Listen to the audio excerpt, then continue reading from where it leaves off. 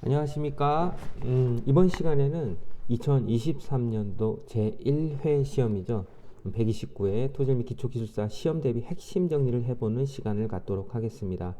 우선 최근 출제 경향 분석을 한번 살펴볼 때 시간은 똑같죠. 과거 대비해서 시간은 똑같지만 문제의 경향 자체가 조금 변화가 있는 것 같아요. 그 중에 하나가 동일 시간 내에 많은 문제를 던지고 문제가 많다. 다문항 문제가 생겼고요. 그 다음에 두 번째는 계산 문제 이런 것들이 많아졌다는 얘기예요.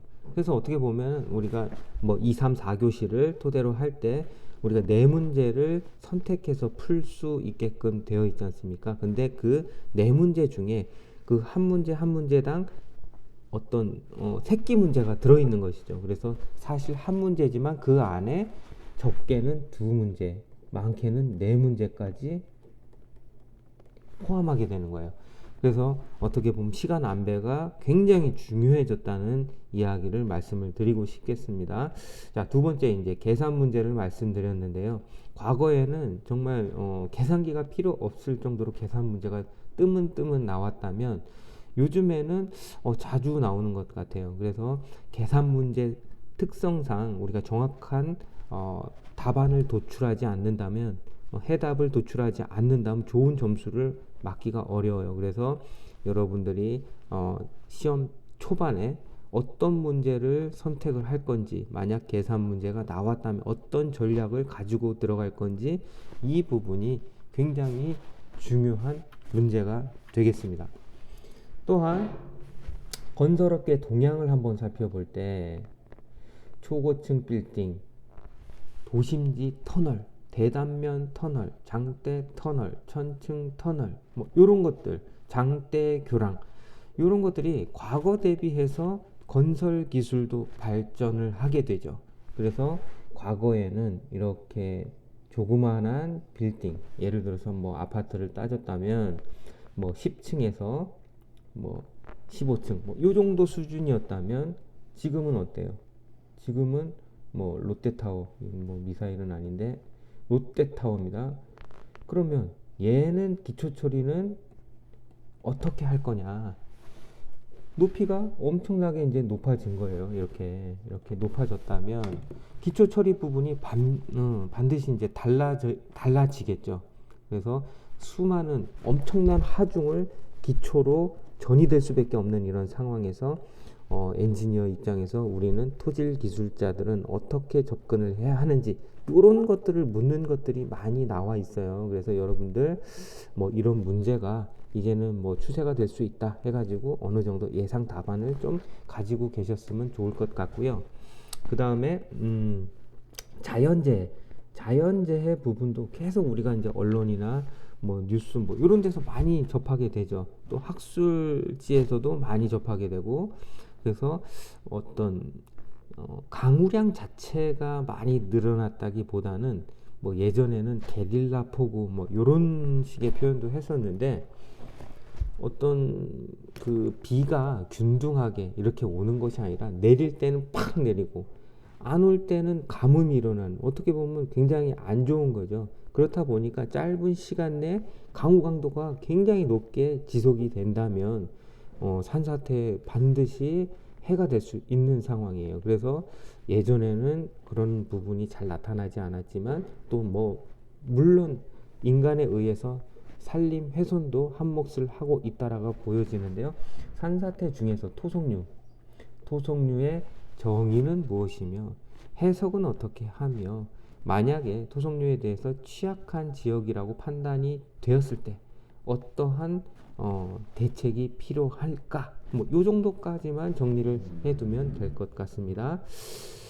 자, 한번 보겠습니다. 자, 보면은 어때요? 이제 그 3년 최근 3년 다문항 출제 빈도를 실제로 제가 이제 찾아서 정리를 해 놓은 건데 120회차부터 128회까지 문제 수가 끊임없이 나오고 있어요. 여기서 보시면 알겠지만 뭐 다문항 문제도 굉장히 많습니다. 그래서 뭐 3문항, 세문제, 세문항, 세문항, 네문항, 다섯문항까지 있고 계산도 보면은 여러 가지 형태로 좀 나오게 됩니다.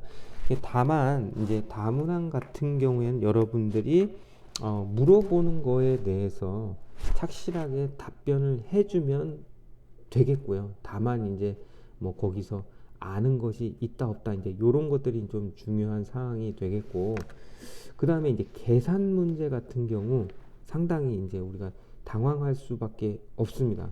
만약에 자기가 진짜 자신 있다 그렇지 않는 경우에는 그럼 당황하지 않으려면 어떻게 해야 되겠느냐. 여러분들이 평소에 항상 말씀드리지만 출제 빈도 따져줘야 됩니다. 그래서 출제 빈도가 높은 것 우선해서 학습을 하시고 나중에는 점차 빈도수가 줄어들더라도 폭을 넓혀가는 이런 순서로 학습을 하시는 게 효율적인 학습 방법이라고 생각이 되고요. 거기에 맞춰서 계산 문제도 아이고 계산 문제도 빈도에 따라서 빈도가 이렇게 될수록 뭐 높다.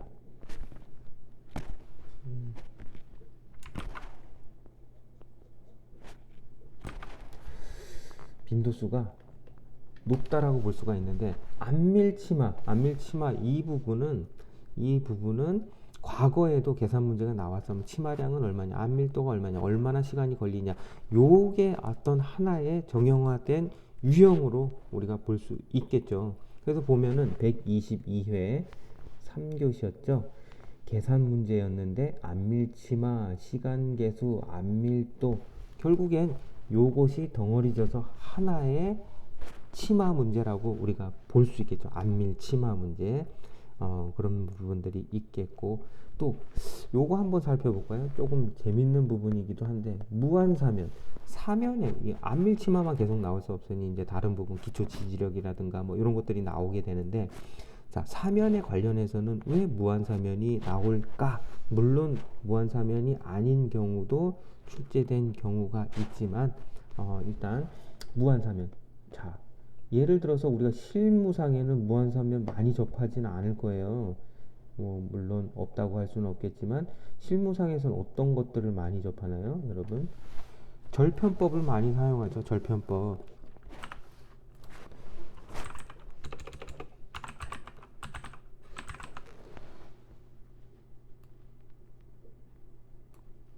절편법을 많이 사용하는데 실질적으로 이제 절편법을 많이 사용하는 이유 중에 하나가 우리가 프로그램을 이용하기 때문인데, 만약에 시험 문제에서 무한사면이 아니라 절편법이 나왔다면 과연 대한민국에서 몇 명이나 풀 수 있을까요? 뭐 그런 부분들도 아마 참작을 했을 것 같다라는 생각이 듭니다. 표층 처리, 그 다음에 표층 처리, 지지력, 그 다음에 요거 하나가 어떻게 보면 지지력에 관련된 문제라고 볼 수가 있겠고요. 그 다음에 부상 문제, 지중구조물인데 박스가 있다, 뭐 이랬을 때 부상을 검토하는 것, 뭐 이런 것들은 간단한 계산 문제가 될 수 있을 것 같아요. 자, 그 다음 봅시다. 뭐 여러 가지 계산 문제, 다항식 문제 너무나도 많은. 다만 여러분들 내가 강조하고 싶은 부분은 이런 부분이에요. 수험생이 한 문제당 2, 3, 4교시를 볼 때 25분이 이제 한 문제를 풀 수 있는 시간으로 할당이 되는데, 여기에서 기술사 시험의 특성을 우리가 100분 활용을 해야겠습니다. 자, 기술사 문제 시험 특성상 문제 선택의 여지가 있다. 이게 뭐냐면 1교시 같은 경우 13문제 중에 10문제, 2, 3, 4교시 같은 경우에는 6문제 중에서 4문제를 초이스하게 됐어요. 그래서 우리가 버릴 수 있는 카드가 있는 거예요. 그래서 다 풀 필요가 없다라는 얘기죠.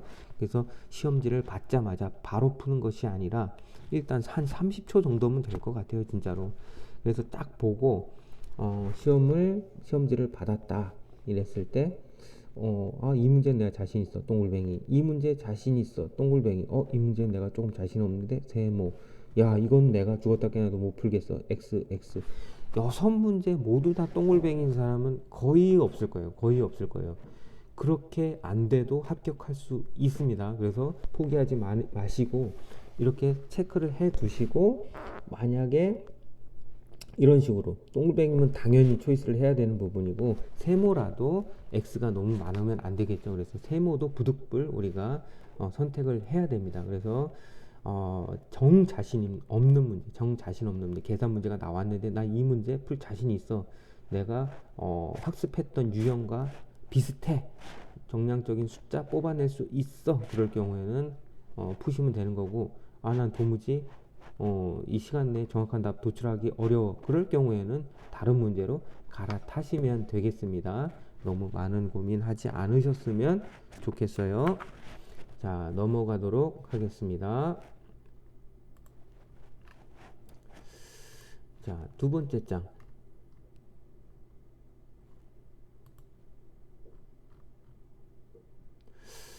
두 번째 장을 살펴보시면은 말뚝기초에 관한 문제가 꾸준한 스테디셀러죠. 어떻게 보면 스테디셀러인데, 계속해서 어떻게 보면 출제가 뭐 회차당 두 문제 이상 이렇게 출제가 되는 이상 우리가 포기할 수 없는 챕터라고 할 수가 있겠습니다. 이 말뚝 부분에 있어서는 부마찰력, 요거는 뭐 꽉 잡아 붙들어 매고 있어야 돼요. 머릿속에 꽤 차고 있어야 됩니다. 왜냐? 빈도수가 높기 때문에. 그리고 최근에 옛날에는 한계 상태 설계법 있죠. 한계 상태 설계. 예전에는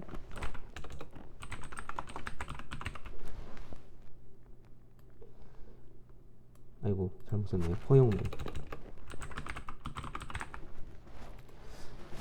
예전에는 허용 능력 설계법이었다면은, 최근에는 한계 상태 설계법으로 우리가 실제로 설계를 하고 있죠. 그렇기 때문에 이러한 제도가 도입이 됨에 따라서 설계 기준 바뀌면서 우리가 한계 상태 설계법으로 설계하게끔 되어 있죠. 그래서 LRFD 관련해서 문제가 많이 출제가 되고 있습니다. 그래서 여러분들이 LRFD로 설계를 했을 때 설계법은 어떻게 되며 이점, 장점은 무엇인지, 이런 것들, 허용 능력과 약간의 비교, 이런 것들 정도까지만 정리를 해 두시면 될 것 같아요.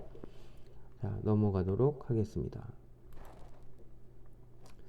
자, 다른 분야와 마찬가지로, 말뚝 분야에서도 복합 문제가 어떤 문제냐면은, 복합 문제라는 것은 한 챕터에 국한된 문제가 아니라, 예를 들면은 이런 거예요. 억지 말뚝에 관련된 문제가 출제됐다. 그러면 이 문제는 사면에 관한 문제일까요? 말뚝에 관한 문제일까요? 복합적이라고 볼 수가 있겠죠. 그 다음에 측방 유동. 그러면 이것은 연약 집안에 대한 문제일까요? 말뚝에 대한 문제일까요? 어떻게 보면은 복합적인 문제가 될 수가 있어요. 그래서 이런 부분들 염두해 두시고, 복합해서 나올 수 있다, 이렇게 판단을 해 주시면 될 것 같습니다. 자, 그 다음에 내진 챕터는 어느 챕터와 도 연결될 수 있는 부분이므로, 말뚝 설계에 있어서도 내진 설계 출제 빈도 증가에 맞춰서 관련 내용을 정리해 주십시오, 이렇게 되어 있네요. 그리고 126회 3교시에 교량 기초의 강성을 고려한 내진 설계, 즉 이것도 하나의 키워드가 됩니다. 항상 키워드 중요합니다. 집안 구조물 상호작용이란 측면에서 내진 관련 문제가 출제되기도 합니다. 그래서 이런 것들은 출제 시에 묻지를 않아도, 말뚝 관련 문제에서 내진 관련 문제가 나왔다 그러면 집안 구조물 상호작용, 어떻게 보면 집안도 강성이 있고 구조물도 강성이 있는데 어느 하나를 무시하지 않고 같이 상호작용을 한다. 어떻게 보면 보다 실제적이죠. 그래서 이렇게 해석하는 방법이 있다. 효율적인 설계가 될 수 있을 것 같아요. 자, 그 다음에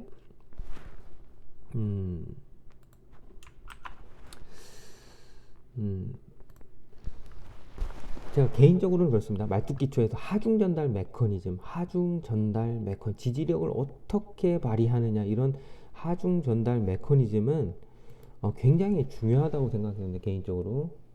그래서 요 하중 전달 메커니즘을 여러분들이 잘 이해를 해 주시기 바랍니다. 그리고 다양한 사례 문제도 나올 수가 있는데요. 예를 들어서 낙동강하구 뭐 요런 문제가 나와요. 낙동강하구. 여러분 낙동강하구 혹시 가보셨나요? 실질적으로 뭐 토목하시는 분들 같은 경우는 뭐 관광이 아니더라도 이 근방에서 설계 시공을 하신 분들 많이 있을 거예요. 이 부분 다른 말로 번역을 하면 연약 지반이다. 이런 부분을 내포하고 있는 거예요. 연약 지반이다.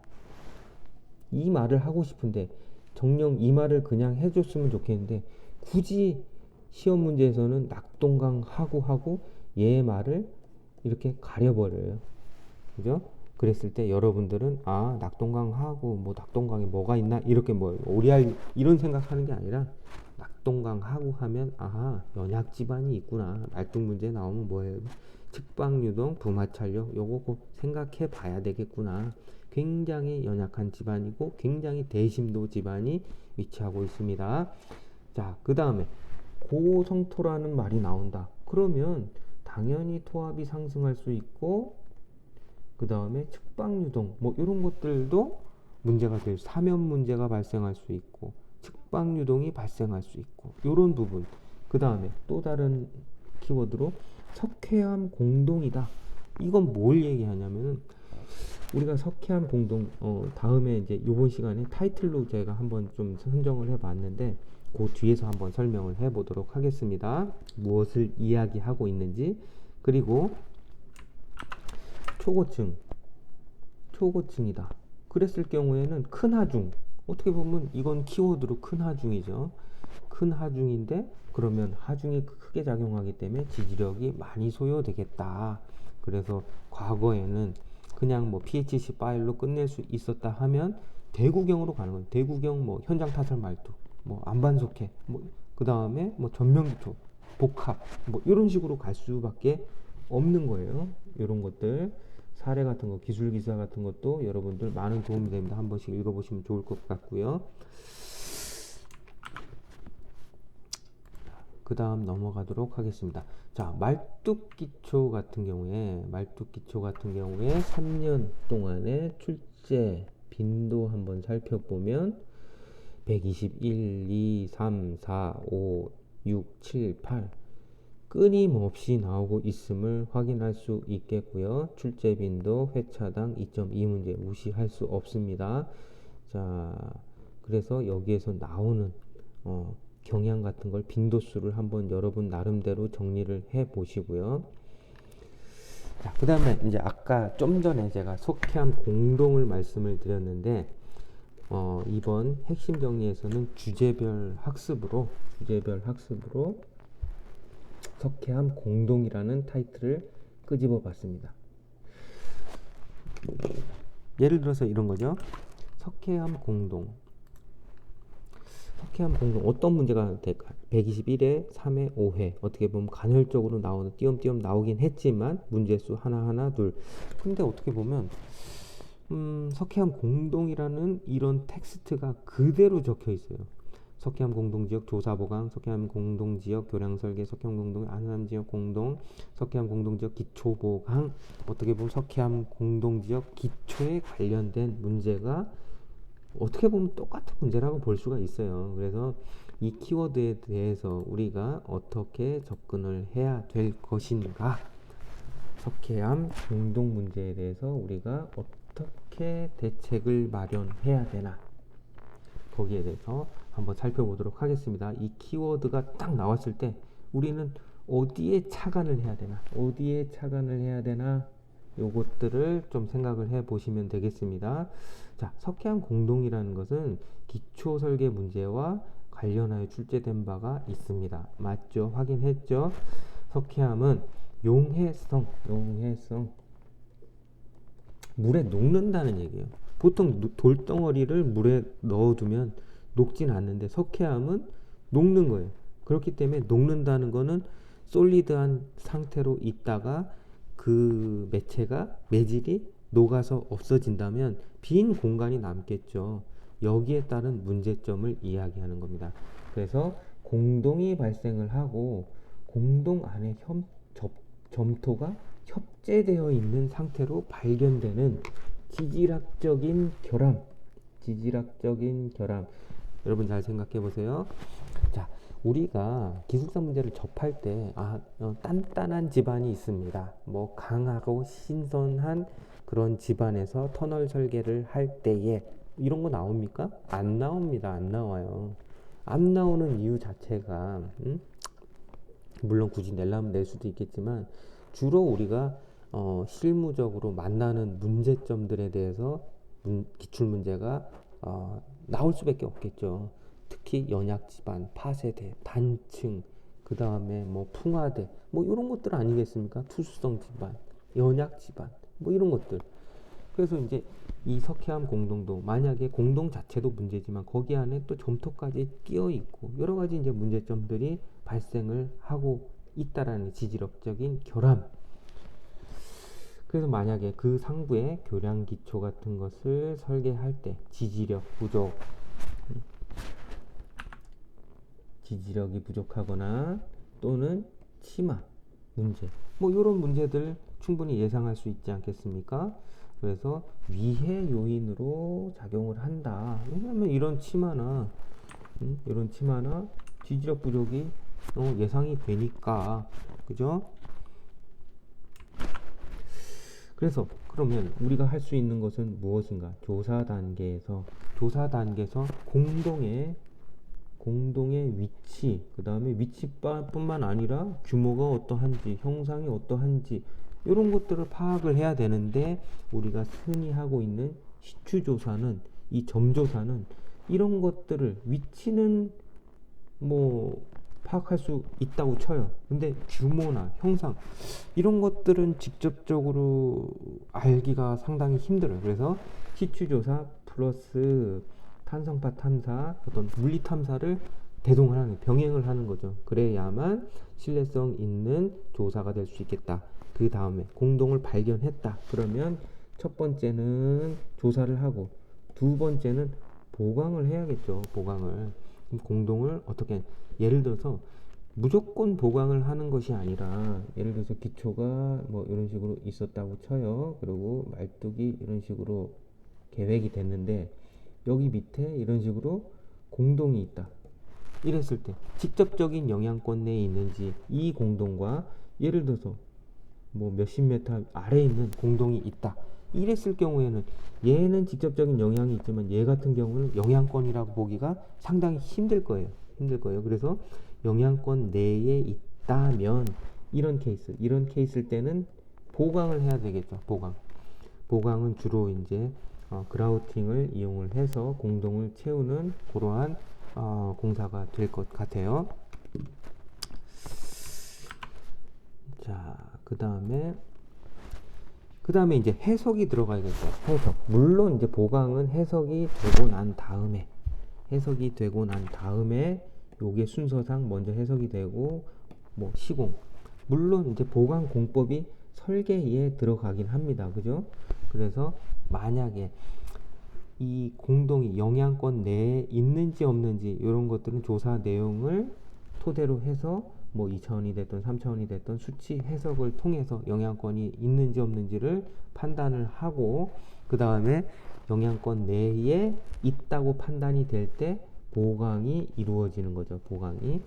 그리고 나서 보강 후에도 보강 조건에서 또 수치 해석을 한번 해줘야 되겠죠. 그래서 안전한지 안 안전한지, 그 다음에 실제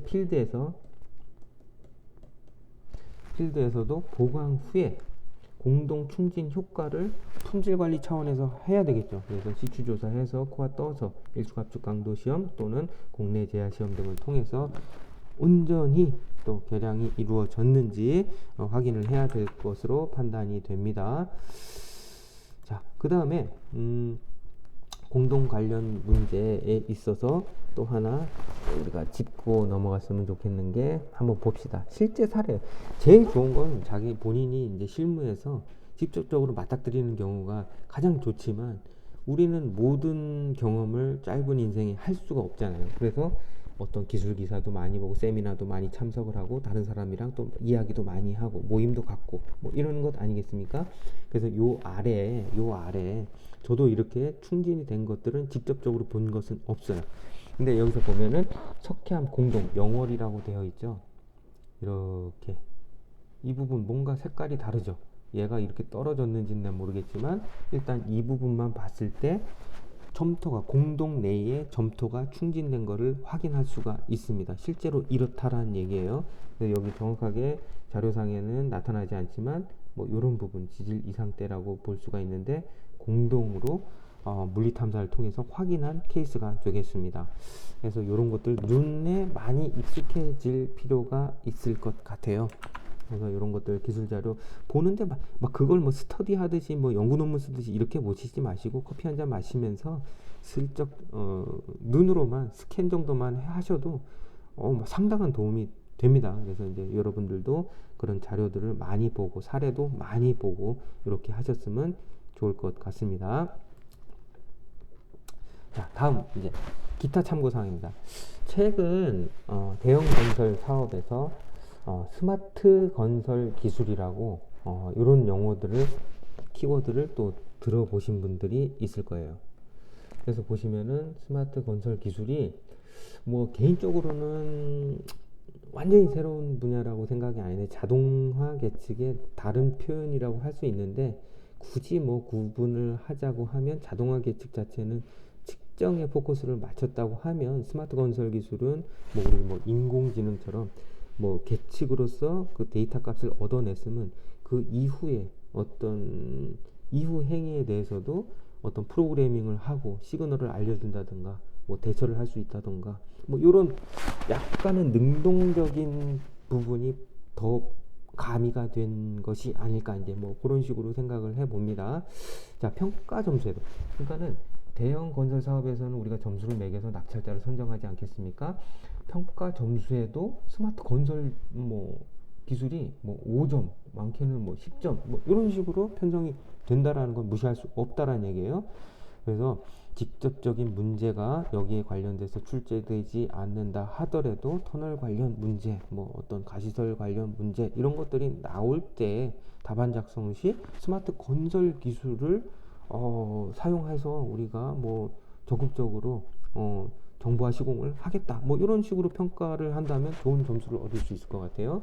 그리고 먼저 번에도 말씀드린 적 있지만 연약지반 챕터 같은 경우에는 자, 다른 분야 같은 경우에는 어때요? 출제 빈도를 따져주면 어느 한 분야는 많고 적고 뭐 이런 부분들로 나눠집니다. 슬라이스가. 그런데 연약지반 같은 경우에는 피자를 균등하게 쪼갠 것처럼 다양한 공법 등에 대해서 물어보고 있어요. 왜냐하면 연약지반을 처리하는 공법 자체가 많아요. 그죠? 연약지반이 부지를 개량, 치마량을 치마시켜서 안정화시키는 뭐 이런 부분들, SCP, GCP, 뭐 심층 혼합 처리, 표층 처리, 뭐 기타 등등 동다짐 무한히 있을 수 있어요. 그래서 이제 이런 부분에 대해서 너무 깊게는 말고 좀 어느 정도 수준까지만 좀 공부를 해 두시면 좋을 것 같습니다. 자, 그리고 뭐 앞서서 설명한 내용과 유사하기 때문에 이 부분은 복합적인 문제라서 좀 생략을 하도록 하겠습니다. 자, 마지막으로 중요라고 표시가 되어 있죠.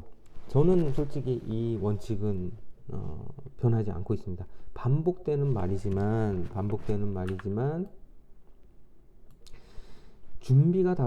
준비가 부족하더라도 계속 응시 이거를 저는 권장해 드리고 싶습니다.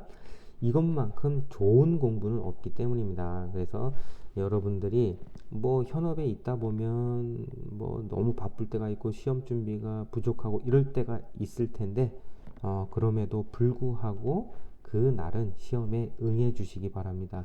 공부가 계속해서 진행되지 않는다 하더라도 여러분들이 쓰는 기술, 그 현장감, 뭐 이런 것들을 느끼면서 득점에 상당히 도움이 됩니다. 트렌드를 피부 깊숙이 느낄 수도 있고요. 그리고 저도 경험한 부분이지만 어떤 회차에서는 업무와 관련된 문제가 집중되는 경우가 있습니다. 예를 들어서 자기가 본인이 뭐 어떤 지하 정보 뭐 이런데 지하 굴착 뭐 가시설 이런 부분에서 현업에 있는데 거기에 관련된 문제가 세 문제 네 문제 이렇게 나왔다. 이거 정말 어마무시한 겁니다. 그래서 여러분들이 꼭 건너뛰지 마시고 시험에 연속해서 응해 주시기 바랍니다. 자, 그리고